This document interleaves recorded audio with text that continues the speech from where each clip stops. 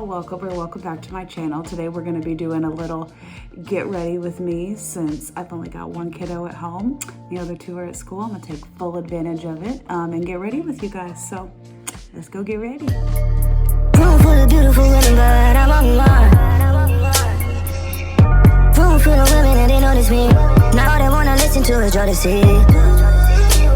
Freaking you. Is there a freak in you? Come and talk to me. So we are going to go ahead and get ready for the day. Taking full advantage of two of the kids being at school. They'll have the other one in school until next week, but he's content, he's chilling. So we're gonna get ready. Let's get my hair back out of my face real quick. I don't really have like any inspiration or anything. I just need to do hair and makeup for the day, so it's done. Already gotten dressed. Don't really have any plans. Just waiting for the kids to get home. Excited to see how their first day went. I thought I forgot my hair, but I didn't. Okay. So, go ahead and get this out. All right. Let's go ahead and get my highlighter on there. So I wanted to do like a Q&A, but honestly, really the main question that I had gotten over on my TikTok was about my sobriety and how I stay clean. So I figured I would just kind of talk about that a little bit because that was the main question. So I'm currently working on getting my timeline and everything written down for me to do like my whole addiction story, because it started in 2011 and I got clean in my sobriety date 7/12/21. So I just had 2 years clean this past month. So that's why you guys saw that big 2 balloon in the back of one of my videos. Actually, it was the video that I think I did. Yeah, it was the video I did with Elena where she did my makeup. So I just reached 2 years clean. So I'm kind of working on getting a whole timeline broken down about that, because to be quite honest, like whenever I think about it, it's really hard to remember a lot of that stuff. I feel like my brain has just like blocked a lot of it out, to be honest. You know, trauma, you know how the brain tries to like protect itself. So I'm trying to get all of that like written down so that way I'm not like jumping all around, and I can make sure the story actually is in like chronological order and it like makes sense. Because I want to tell my story because I want to be able to help people. I feel like if that could help somebody and somebody can relate and like it could help somebody get clean, like that's a very vulnerable story to put out there. But that's part of the reason why I am trying to do this whole social media thing, because I want to put my story out there. I want to help people. I'm going to beauty school because like first of all, I love everything like beauty related. Like I want to do makeup, I want to do hair, I want to do nails. I want to learn how to do eyelashes, because I feel like when you feel good about yourself, you do better. Like it just builds your confidence all around. At least that's how that is for me. So I definitely want to put my story out there because, like I said, if it can help even one person, then that's worth it to me. I think I'm just going to do my typical, yeah, that's what I'm going to do because I ain't going nowhere.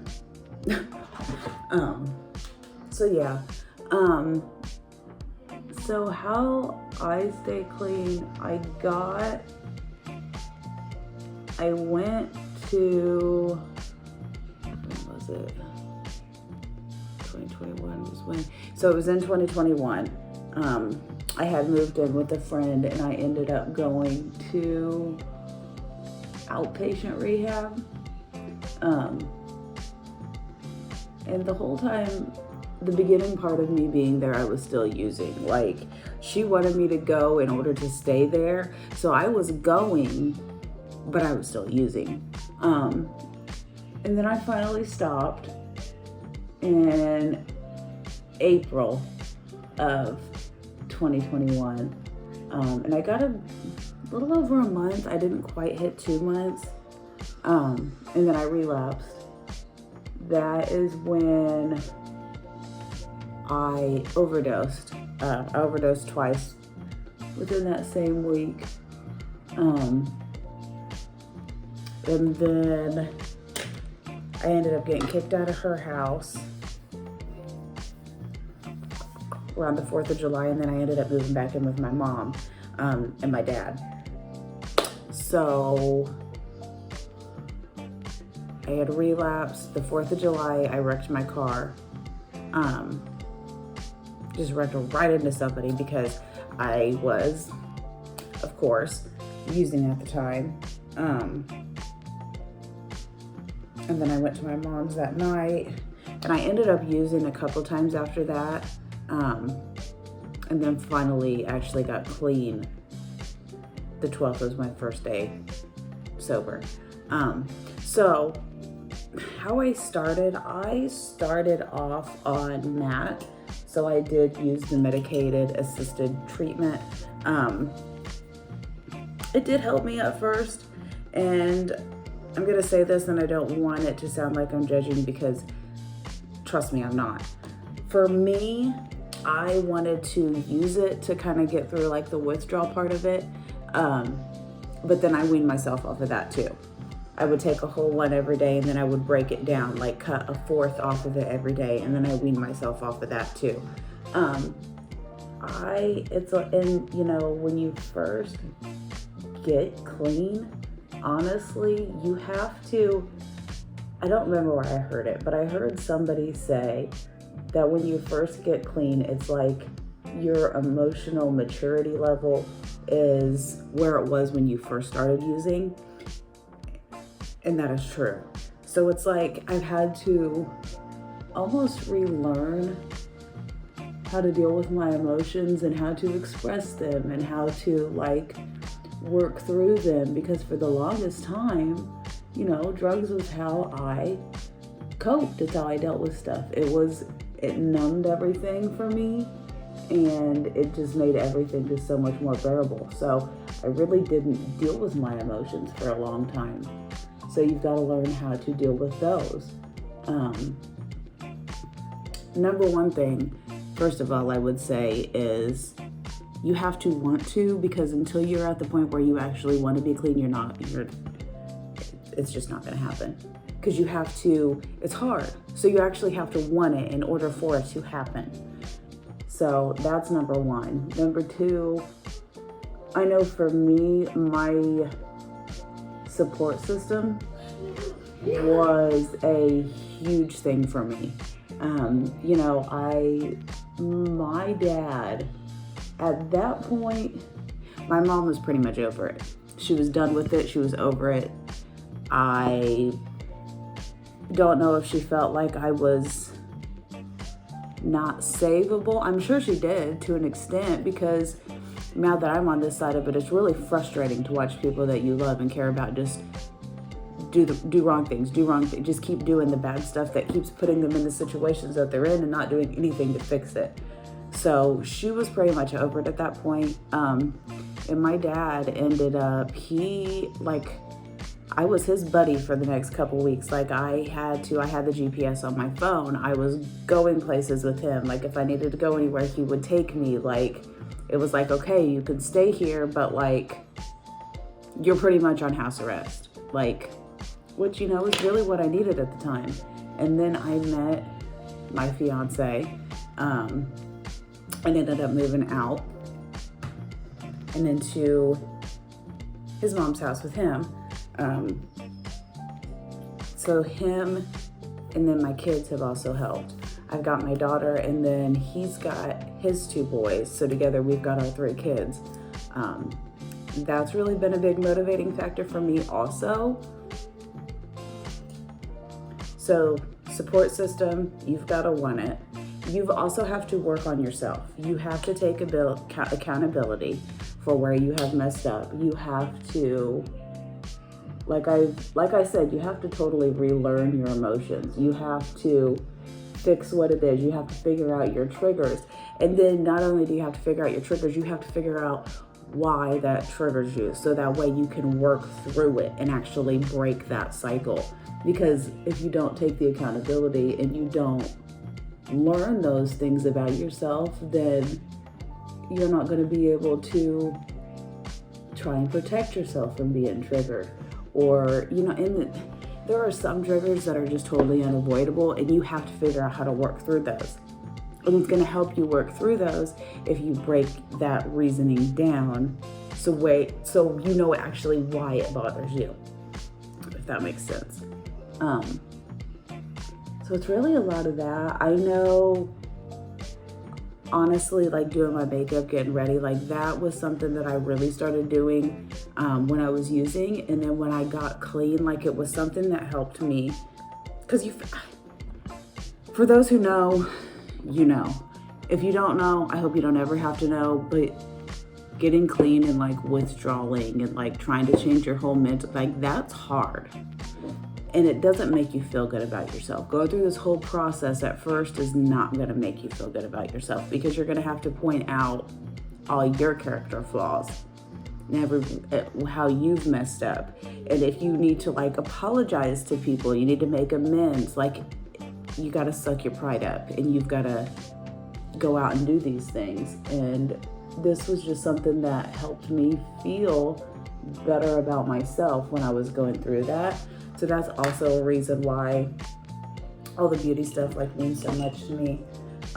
I started journaling, which I need to start again, but it also helped me because I'm one of those people that like, I want to talk to somebody when I want to try and figure out like if something's going on, like I need to talk about it. Like it's like I need to talk through it with somebody, but like journaling for me was almost a way to like kind of talk through it to myself, because like sometimes you just have to say stuff out loud. Sometimes just the right person has to say it. But writing it down and then rereading it is almost kind of like saying it to another person, for me anyways. So like sometimes writing it down, like if I feel some kind of way about something or something upsets me, if I journal about it and then I read it, I can be like, okay, Taylor, that's a valid reason to be upset, but you sound a little silly. I'm gonna need you to back up a little bit and look at it from a different perspective. That helps. That helps a lot. And then that will help you be able to, next time that happens, try and look at it, like it'll pop that memory up in your head, and then you can try and look at it from that perspective from the get-go. Or maybe not even from the get-go, but at least have it pop in your head. These things don't change overnight. It's going to be a process. They say that however long it took you to dig your hole, it's going to take twice as long to dig yourself back out, because it's so much easier to put yourself in a bad position than to fix all your wrongdoings and to correct everything to go on a better path. And then even when you're on a better path, life just be lifing sometimes. So then you also have to figure out how to deal with those triggers and those stresses that's going to come from that, because things are going to happen. It is inevitable. But you are responsible for figuring out how to react to those and how to fix the situations and how to move forward. So main thing is accountability, because you do have to be, you're responsible for yourself. You're not responsible. You can't change how anybody else reacts. You can't, nothing, just you. So that's also a thing too. If a certain person triggers you, you can't change how they act. You can only change how you react to it. So if that person is extremely triggery, then you might just need to cut them out. Whenever I got clean, I had to literally cut every single person off that I had used with, or that I know uses. I deleted their numbers, I blocked them on Facebook, I blocked them on all the social medias, because I know that's a trigger for me. I can't be around you knowing that that's what you're doing if I'm not. And now, 2 years later, I even more so don't want to be around it. Like, it's just not, for one, it's not a good look. I don't really, I'm in a better place. I don't even want to have that stuff associated with me. And I'm not looking down on anybody. I'm not, because I've been there. I get it. But that also doesn't mean that I want. There's a stigma around it, and it sucks. But like, I don't know. I would be also scared that somebody was just going to assume that I was using if I was hanging around with people who were. So yes, that was a big trigger. I had to do that away. There's been certain TV shows, Euphoria. I heard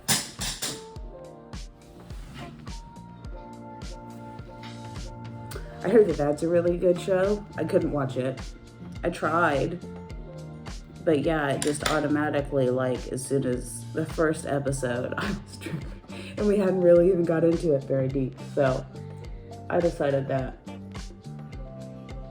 I was just not going to be partaking in that show, because to me, it's not worth it to put myself in that headspace. It's already hard enough to, like, the everyday random triggers. Like, I'll just randomly, like, get a taste in my mouth and I'm like, so it's not worth putting yourself in the position to have extra triggers on top of the triggers that you really can't control. Hold on.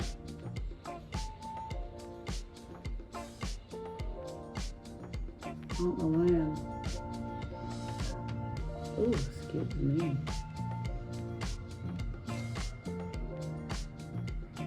That's one of them you just couldn't even stop. I am like struggling over here to get this in my eyeball.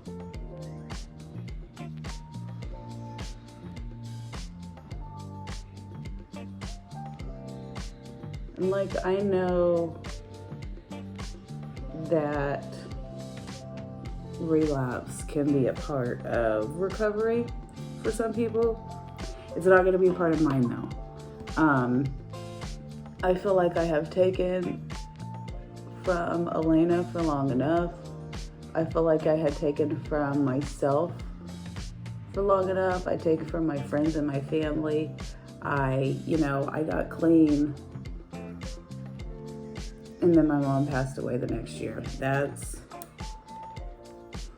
I feel like we were just like really getting to like a really good point where we're really like building our relationship. And like, she could really trust me again. And, because at first people are going to be iffy. Totally understandably. I would be too. It just sucked how it worked out like that. But I feel like I deserve better. I feel like my kids deserve better. I'm 30 years old. It's I ain't got no time for it. None. So, but I'm still working on myself every day. I think it's gonna always be a process, and it's always gonna be a thing. I think when you're content, you're not growing. Honestly, because if you're content and you're just chilling, then you're just chilling. You can't grow if you're to stay in that same comfort zone all the time. So, okay, got that. That's what we have so far. But I am gonna go ahead and do my eyeliner and stuff off camera, because we all know I can't do that talk at the same time, and I'll be right back. Went ahead and did the liner on the bottom too, because I was kind of struggling in my last one. So that's done. Eyes are done, all except for my mascara, which I'll do here in just a minute. I want to do my highlighter and bronzer real quick. But yeah, I was trying to think of other ways that, like, I know working out helps me. Because here's the thing. If you have an addictive personality, it can be a positive thing, but you have to learn how to turn it around and make it a positive thing.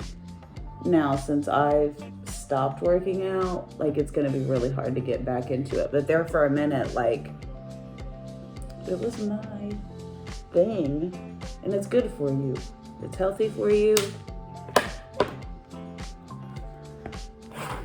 Yeah, just try and focus that energy somewhere else. Because the energy is not going to go, you know what I mean? It's really not going to go anywhere, because the addiction is part of a mental disorder, and really the addiction part of it's only a symptom to actually what the real problem is in your brain. So you got to work through those emotions. You got to work through those feelings. You got to have somebody you can call if you feel like you're having like a weak moment. I know I've got a couple people that I could call if I really needed to. Honestly though, I haven't really, it's been a while since I've had like an actual craving. So thank God. But you just have to, if you do, you just have to kind of, because I used to have them quite a bit when I first got clean. You really just have to tell yourself it's just temporary and it's gonna pass. And oh my goodness. Again, try and focus your energy somewhere else. Try to get yourself busy doing something. Try and get your brain off of it. And then later on, once the craving passes, then you can kind of sit with it and be like, okay, so what triggered me? Why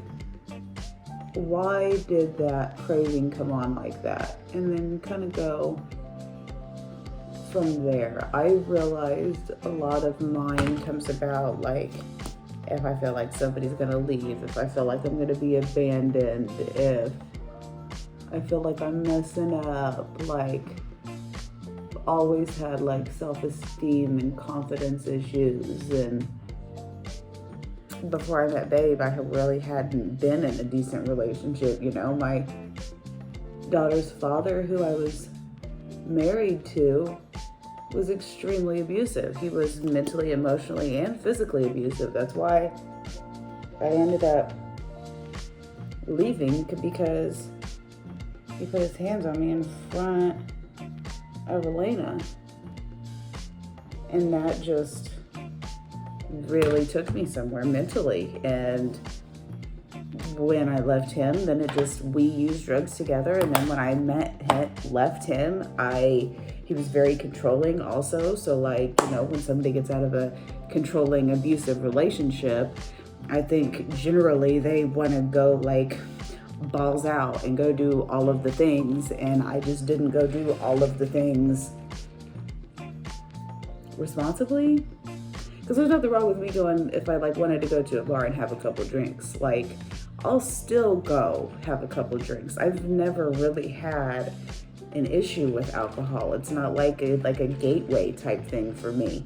And again, that's not me knocking anybody who has to like be totally abstinent, because if that works for you, then great. If you've learned that works for you and you can't do it the other way, stick with that, because it really isn't worth it at all.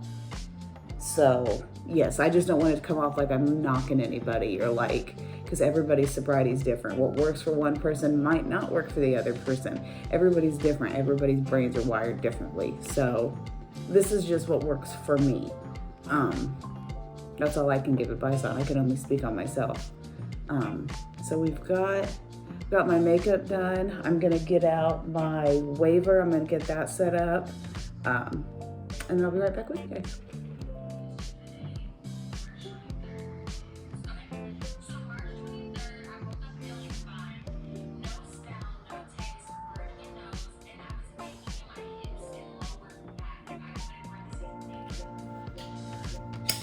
she's ready to go.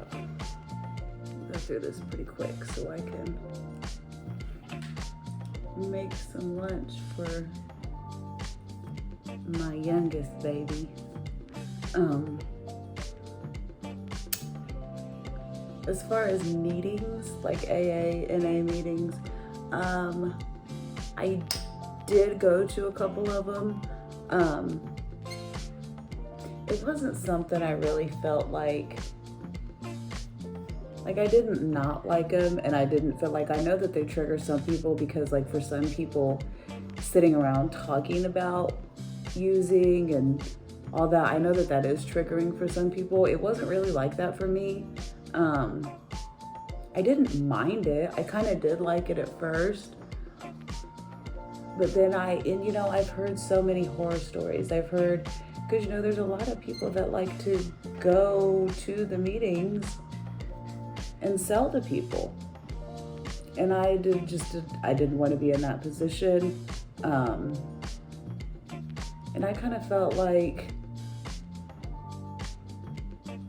the support system that I had was enough for me, you know what I mean? Like, I feel like if I needed to go to a meeting, I'm not opposed to it, but it's not something that I feel like really helps or hurts me either way. Like, it's kind of one of those things that's just like, so I don't go. But I did meet a couple people, like when I was going, that like still go, like it really helps them. And then I know like getting like your 1 day sober thing, and then like your 30 days and 60 days, like I know that's really cool. I found them on like Amazon where you can order them, and I would like to order them so that way I still have them, because I do like getting those. It's like a reward system. Like, some people just do good with the reward system, and then the routine of it helps some people. Like 90 and 90, when I started, 90 and 90 means 90 programs or 90 meetings in 90 days. And some people do that because it helps them, like the routine, like the staying on top of it, like, because you do have to put your sobriety first, especially when you're first clean, because you're not going to be able to get anything or maintain it if it's not like your first priority, because you do have to put that work in. It's not easy. So sometimes people do need some more help staying like accountable and, with like sponsors and stuff. I feel like for me, I feel like my family, I feel like my fiance, my dad, my mother-in-law, like those would be who I would call anyways. So that's why I don't go. But if you think that would be, if you're somebody who's trying to get clean and you feel like that would be something that would help you, I would definitely say to try it. Like I said, I do know that there are a lot of people it works for. I'm just not one of those people. Like I said, everybody's brains are wired differently. Everything works for different people. So you really just have to find what works for you. But the main thing, in my opinion, is to take accountability. And like, for example, right now with like me trying to write out, because I want to do my whole addiction story, I feel like with me writing it out, like, no, I don't want to remember that. Like, nobody wants to remember all of that.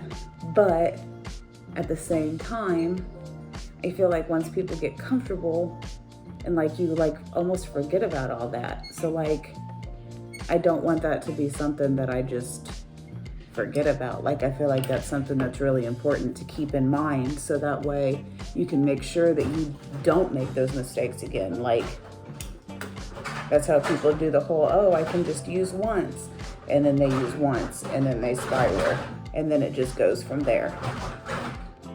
Nobody wants to spiral and go back into it. Obviously, it wasn't working when we were doing it. And that's another thing, that when you're in the addictive mindset, you just think, well, just because it worked out like that for some people don't mean that it will work out like that for me. Like, I can make it work. Like, no, you can't. Nobody can. That's the problem. If it could work, do you think we would all be doing it and then getting clean? And because, I mean, let's not lie. Like, they say worst day sober is better than your best day using. And you know, to be honest, I can't really agree with that. Like, I had some pretty good days using, I really did. But everything that comes with it's not worth it. I just don't really care for that saying, because I'm like, I don't know if it's like the defiance in me, but I'm like, I did have some good days. Like, did I say that, you know, they were really good for me days? Like, I was doing anything I should have been doing? No, but like, at that time, there were still some good days. And then, you know, getting to know those people, like, I know people refer to them as like, you know, junkies and like people like that, but like, they are people. Like, not all of them are terrible people. They're just being totally ruled by their addiction. And addiction is a freaking monster. That's just my take on it. I could be totally off base. I could ruffle some feathers. I'm sure that's an unpopular opinion, but it's mine, so. Like I tell my kids, opinions are like buttholes. Everybody's got them. That's what my mom always used to tell me anyways. And that is the truth. And common sense ain't a flower that grows in everybody's garden. So, but yes, main thing I would say is accountability and working on yourself every day. You have to make a conscious effort to work on yourself, and because you got to change the way you think about things, you got to change. And it's really hard sometimes to change how your brain operates, because it's been operating. Why can I not get that in there? It's been operating however it's been operating for how many years, but you got to change it because clearly it's not working. But that don't make it easy. And even when you make the conscious effort to do it, that still don't make it easy either. You gotta really be willing to push yourself and really be willing to put in the work, or it's just not gonna happen. But it's totally possible. Anybody can get clean. I don't care how long you've been in active addiction. Anybody can get clean. You just have to want it. That is it. You have to want it bad enough. And if you don't really want it bad enough, then you're not gonna do it, because it's not easy. And that really goes with anything. Not even addiction. Being in like an abusive relationship, or where somebody's cheating on you all the time. You know it's not good. You know it's really bad for your mental health. You know it's not an okay situation, but until you're really, really ready to be done, you're not gonna be done, no matter how much anybody wants it for you. It's just not how it works, because you've got to want it for yourself.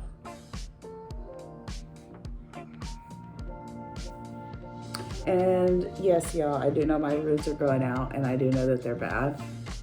I think I said this on my last video, but I'm gonna say it again.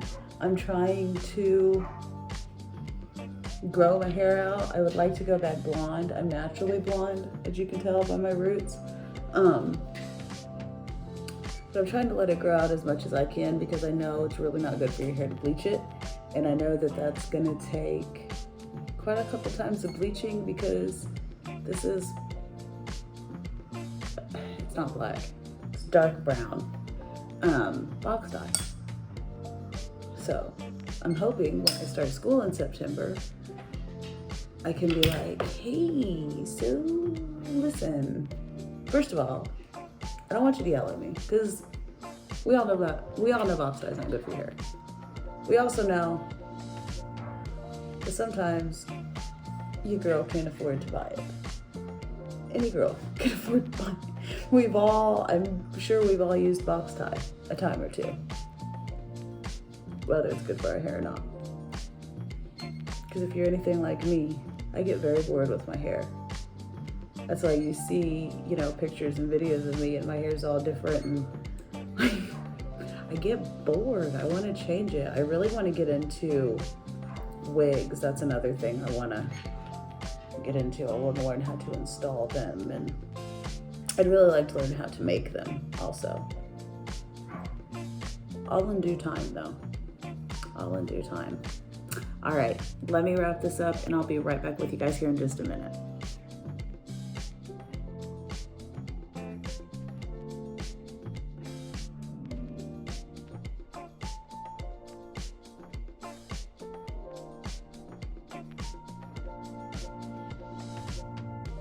So I am officially done, and I haven't used my waver in a minute, and I'm really feeling myself. So if you see me all down your news feeds, just like, subscribe, and follow. Duh. But no, if you guys have made it to the end of this video, I really appreciate it. I will be posting it within the next couple days, and I don't know what my next is gonna be. Probably the back to school vlog. So, but yes, like I said, if you guys have made it to the end, thank you so much. Don't forget to like, subscribe, and follow all my other social media handles, and I will see you guys next time.